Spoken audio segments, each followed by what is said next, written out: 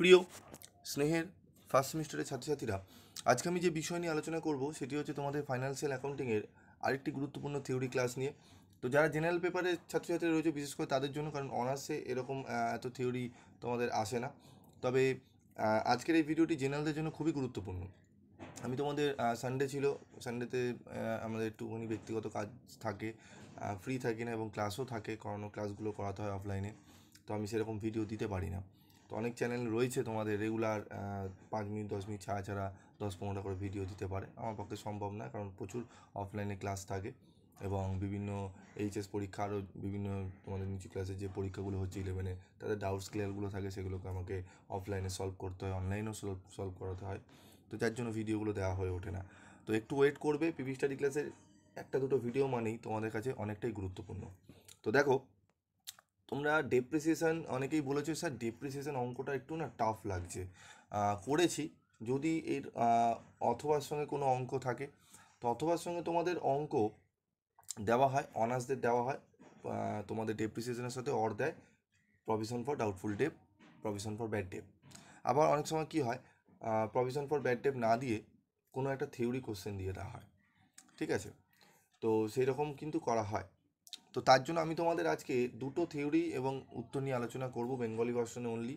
তো যারা রয়েছে এবং যারা ইংলিশ ভার্সন রয়েছে একটু ট্রান্সলেট করে নেবে। তো আজকের এই ভিডিওটি অত্যন্ত গুরুত্বপূর্ণ তোমাদের জন্য। তো প্রথম যে প্রশ্নটি আসার সম্ভাবনা তোমাদের রয়েছে, কি প্রশ্ন? অবচয় ধার্য করার প্রয়োজনীয়তা কি? Why it is necessary to charge depreciation. সম্পত্তির ওপর অবচয় ধার্য করার প্রয়োজনীয়তা কি, কেন করব? চলো দেখে নিই। সম্পত্তি প্রতিস্থাপন করা। কোনো সম্পত্তি চিরস্থায়ী নয়, সম্পত্তির আয়ুষ্কাল শেষে ওই ধরনের একটি সম্পত্তি কেনার জন্য অর্থের প্রয়োজন হয়। সম্পত্তির ওপর অবচয় ধার্য করে লাভের থেকে ওই টাকা সরিয়ে প্রতিষ্ঠানের বাইরে কোনো নিরাপদ তহবিলে সঞ্চয় করলে সঞ্চিতির মেয়াদ শেষে ওই অর্থ দিয়ে ওই ধরনের একটি সম্পত্তি কেনা যায়। অন্যথায় প্রতিষ্ঠানের কাজ বন্ধ হয়ে যাওয়ার সম্ভাবনা থাকে। ব্যবহারজনিত ক্ষয়ক্ষতির পরিমাণকে লাভ ক্ষতির হিসাবে ধার্য করা। মুনাফা নির্ধারণ করার সময় সমস্ত খরচকে লাভ ক্ষতির হিসাবে ডেবিট করা হয়। ঠিক সেইভাবে সম্পত্তির ব্যবহারজনিত কারণে ক্ষতি অর্থাৎ অবচয়কেও লাভ ক্ষতির হিসাবে ডেবিট করতে হয়। আমরা দেখবে প্রফিট অ্যান্ড লস অ্যাকাউন্টে আমরা কী করি, টু ডেপ্রিসিয়েশন বলে আমরা কিন্তু দেখাই ফাইনাল অ্যাকাউন্টসে, ঠিক আছে? আমাদের প্রফিট অ্যান্ড লস করার সময় কেন দেখাই? কারণ এটিও আমার একটা ক্ষতি। আমরা যে মেশিন, ধরো আমি একটা 5 লাখ টাকা দিয়ে মেশিন কিনছি, সেটি আমার ডেপ্রিসিয়েশন হতে হতে 5 বছর পর তার ভ্যালু অনেকটাই কমে যাবে। তখন আমি সেটাকে বিক্রি করে যে টাকাটা পাবো, সেই টাকায় কিন্তু নতুন মেশিন হবে না।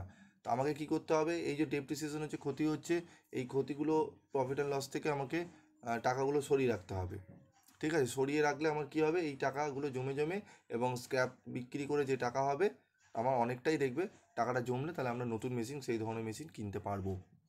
বোঝা গেল বিষয়টি? তারপর দেখো, প্রকৃত লাভ ক্ষতি নির্ধারণ করা। অবচয়কে যদি লাভ ক্ষতি হিসেবে না দেখানো হয় তবে প্রতিষ্ঠানের প্রকৃত মুনাফা নির্ধারণ করা যাবে না। হিসাব বইতে প্রদর্শিত মুনাফা প্রকৃত মুনাফার থেকে বেশি হবে, ঠিক আছে? অবচয় একটা তো ক্ষতি, ক্ষতিটা যদি না দেখাই, ঠিক আছে, তাহলে প্রকৃত লাভ ক্ষতি নির্ণয় করতে পারবো না। সম্পত্তির সঠিক মূল্যায়ন। সম্পত্তির সঠিক পরিমাণ অবচয় নির্ধারণ করে, তা যদি সম্পত্তির মূল্য থেকে বাদ না দেওয়া হয় তবে উদ্বর্ত পথে প্রদর্শিত সম্পত্তির মূল্য বাস্তব মূল্য থেকে বেশি হবে। অর্থাৎ এবং উদ্বর্তপত্রটি প্রতিষ্ঠানের সম্পত্তির সঠিক মূল্য প্রকাশ করতে ব্যর্থ হবে, ঠিক আছে? মূলধন সংরক্ষণ করা। যদি অবচয়কে খরচ গণ্য করে লাভ ক্ষতি হিসেবে দেখানো না হয় তবে হিসাব বইতে প্রদর্শিত মুনাফা প্রকৃত মুনাফার থেকে বেশি হবে এবং ওই মুনাফার ওপর কর, লভ্যাংশ প্রভৃতি বেশি পরিমাণে দেওয়া হবে, যা কিনা মূলধন থেকে বাদ মূলধন থেকে দেওয়ার সমান হবে। একে বলে মূলধনের বা মূলধন ক্ষতি, ঠিক আছে? মূলধন ক্ষয় রোধ করে মূলধন অক্ষত রাখার জন্য অবচয় ধার্য করা অত্যন্ত জরুরি। প্রকৃত উৎপাদন ব্যয় নির্ধারণ করা। উৎপাদন ব্যয় নির্ধারণ করার সময় উৎপাদন ব্যয়ের প্রতিটি বিষয়কে যোগ করা হয়। সম্পত্তি ব্যবহার করলে তার তার ক্ষয় হয়। এছাড়া আরও অনেক কারণে সম্পত্তির মূল্য হ্রাস ঘটে। এই ক্ষতিকে উৎপাদন ব্যয়ের অন্তর্ভুক্ত না করলে প্রকৃত উৎপাদন ব্যয় জানা যায় না এবং পণ্যের সঠিক বিক্রয় মূল্য নির্ধারণ করা যায় না। আইনগত বাধ্যবাধকতা। কোম্পানি আইনের বিধান অনুযায়ী অবচয় যোগ্য সমস্ত সম্পত্তির ওপর অবচয় ধার্য করা বাধ্যতামূলক। অবচয় ধার্য না করে মুনাফা নির্ণয় করে বা যদি করা হয় সেই মুনাফা থেকে লভ্যাংশ দেওয়া যায় না, ঠিক আছে? অন্যথায় পরিচালকরা শাস্তির সম্মুখীন হবেন। ব্যবসায়িক নীতি, এক মালিকি বা অংশীদারি প্রভৃতির মতো কারবারের ক্ষেত্রে অবচয় ধার্য করার ব্যাপারে আইনগত বাধ্যবাধকতা না থাকলেও অবচয় ধার্য করা উচিত। অন্যান্য ব্যয়কে যেভাবে উৎপাদন ব্যয়ের অংশরূপে গণ্য করা হয়, অবচয়কেও সেইভাবে উৎপাদন ব্যয়ের মধ্যে অন্তর্ভুক্ত করা উচিত, ঠিক আছে? একদম 7টা পয়েন্ট আমি তোমাদের আলোচনা করে দিলাম। এই 7টা পয়েন্ট খুব ভালো করে তোমাদের পড়ে নিতে হবে, ঠিক আছে? চলো, আরেকটি গুরুত্বপূর্ণ প্রশ্ন যেটি আসার সম্ভাবনা রয়েছে তোমাদের জেনারেলদের, difference between reserve and provision, সঞ্চিত ও ভবিষ্যৎ ব্যবস্থার মধ্যে পার্থক্য। সঞ্চিতি কোনো এক অজ্ঞাত দায় বা ক্ষতি মেটানোর জন্য গড়ে তোলা হয়, ভবিষ্যৎ ব্যবস্থা কোনো জ্ঞাত ক্ষতি দায় বা মেটানোর জন্য গড়ে তোলা হয়। মুনাফা না হলে সঞ্চিতি গড়ে তোলা হয় না, মুনাফা হোক বা না হোক ভবিষ্যৎ ব্যবস্থা গড়ে তুলতেই হয়। সঞ্চিতি হলো মুনাফার বন্টন, ভবিষ্যৎ ব্যবস্থা মুনাফার ছাঁট।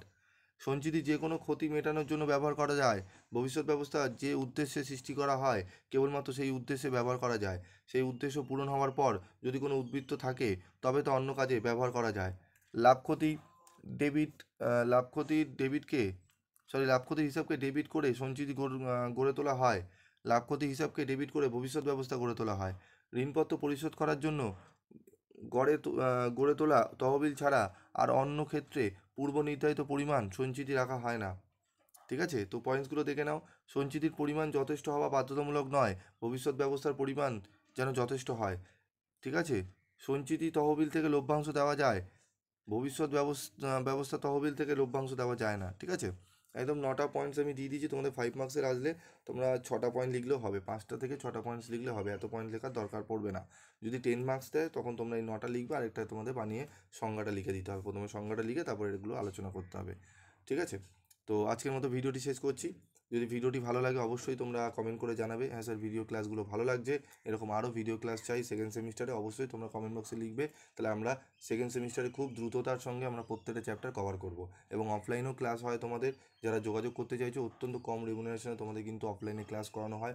একবার ক্লাস করে দেখো, যদি ক্লাস না ভালো লাগে তোমাদের কিন্তু ফিস রিটার্ন দেওয়ার ব্যবস্থা থাকে। আজকের মতো ভিডিওটি শেষ করছি।